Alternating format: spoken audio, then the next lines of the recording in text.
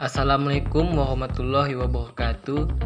Kami dari kelompok pajak yang beranggotakan Christian Perry, Emi, dan Teddy Pranata.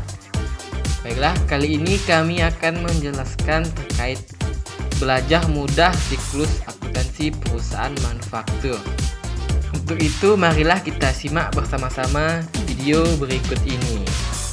Perusahaan manufaktur adalah dikenal sebagai perusahaan yang menyediakan produk yang dibutuhkan oleh pasar. Semakin besar permintaan dari pasar, maka semakin banyak juga proses produksi yang akan dilakukan oleh pihak tertentu. Perusahaan manufaktur ialah sebuah badan usaha atau perusahaan yang memproduksi barang jadi dari bahan baku mentah dengan menggunakan alat, peralatan, mesin produksi, dan sebagainya dalam skala produksi yang besar. Hasil produksi dengan nilai tambah itu kemudian dijual kepada konsumen melalui jaringan distribusi dari grosir hingga ke tingkat enceran sehingga sampai ke tangan konsumen. Selain dari bahan mentah menjadi produk jadi, perusahaan manufaktur adalah mencakup industri yang mengelola barang mentah menjadi barang setengah jadi atau barang setengah jadi menjadi barang jadi.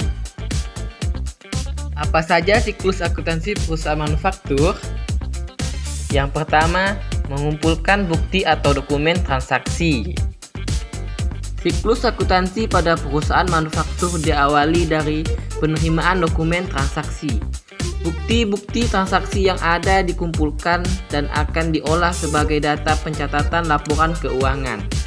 Saat proses pengumpulan dokumen transaksi, kamu harus teliti dalam mengumpulkan, terutama pada transaksi pembelian bahan baku.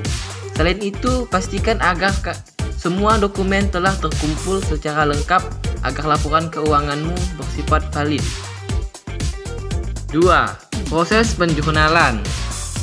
Setelah mengumpulkan bukti-bukti transaksi, kamu bisa mulai memasukkan ke dalam jurnal akuntansi.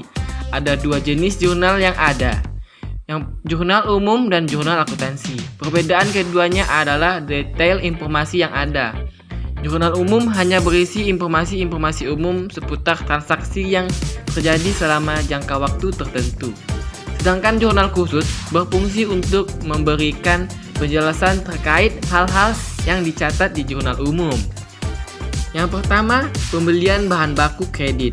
PT Adidaya membeli bahan baku secara kredit seharga Rp1.440.000, maka jurnal umumnya dicatat sebagai berikut. Yang kedua, membayar gaji tenaga kerja. Perusahaan membayar gaji tenaga kerja sebesar Rp150.000 dan Rp23.000 untuk gaji yang masih harus dibayar. Berikut inilah transaksi yang terjadi. 3. Membayar biaya overhead pabrik. Berikut sejumlah pengeluaran perusahaan untuk pembiayaan overhead pabrik sebesar Rp450.000. Transaksinya sebagai berikut. Keempat, mencatat penyusutan peralatan. Dalam perusahaan manufaktur terdapat banyak peralatan dan mesin produksi yang harus dihitung nilai penyusutannya. Berikut adalah contoh jurnal umum untuk penyusutan. 5. Mencatat penyusutan aktiva tak berwujud. Aktiva tak berwujud juga harus disesuaikan seperti peralatan. Yang termasuk aktiva tak berwujud adalah goodwill dan hak paten. Berikut contoh jurnal penyusutan aktiva tak berwujud. 3. Mencatat ke buku besar. Pencatatan dalam buku besar merupakan tahap ketiga siklus akuntansi perusahaan manufaktur. Tahukah Anda, buku besar merupakan sebuah muara dalam seluruh transaksi bisnis. Pada tahap ini, segala transaksi yang sudah dimasukkan ke jurnal khusus dan umum kemudian dimasukkan ke buku besar. Contohnya biaya-biaya piutang usaha, akun kas, utang usaha, dan sebagainya. 4. Membuat neraca saldo. Sesudah pencatatan dalam buku besar, tahap siklus akuntansi yang harus dijalankan oleh perusahaan manufaktur, yaitu neraca saldo. Pada tahap ini, Anda disarankan untuk melakukan koreksi atas segala transaksi yang sudah tercatat pada buku besar. 5. Jurnal penyesuaian. Seperti yang dijelaskan sebelumnya, jurnal penyesuaian muncul setelah neraca saldo karena perusahaan manufaktur menggunakan metode akrual. Secara sederhana, metode akrual adalah metode pencatatan transaksi sesuai dengan waktu kejadian, bukan terjadinya kas masuk atau keluar.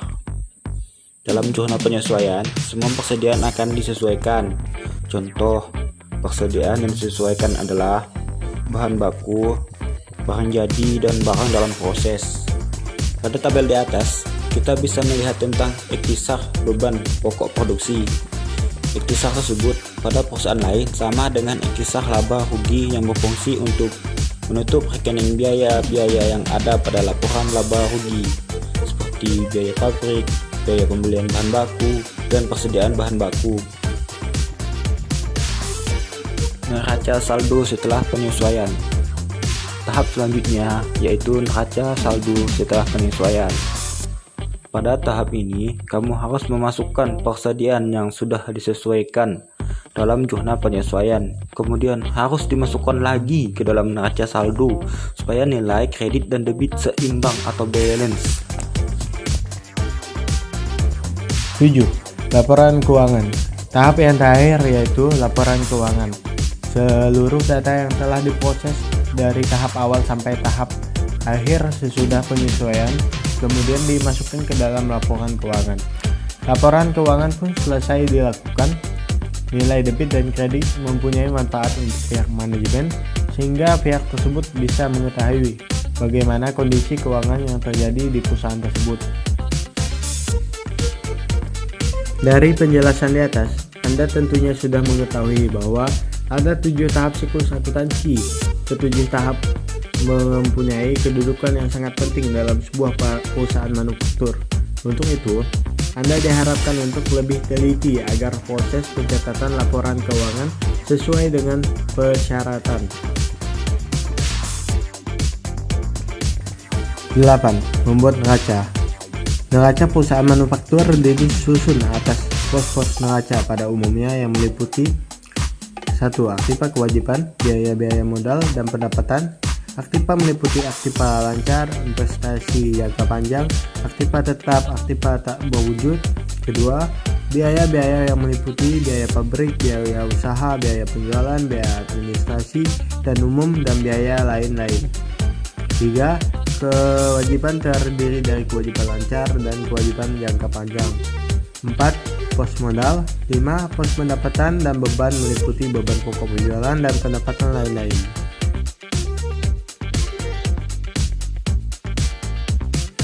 9. Membuat jurnal penutup. Setelah menyusun jurnal penutup, maka rekening biaya pabrik akan bersaldo 0 dan rekening sisa beban pokok produksi akan tampak seperti berikut. Dapat lihat di jurnal di bawah ini.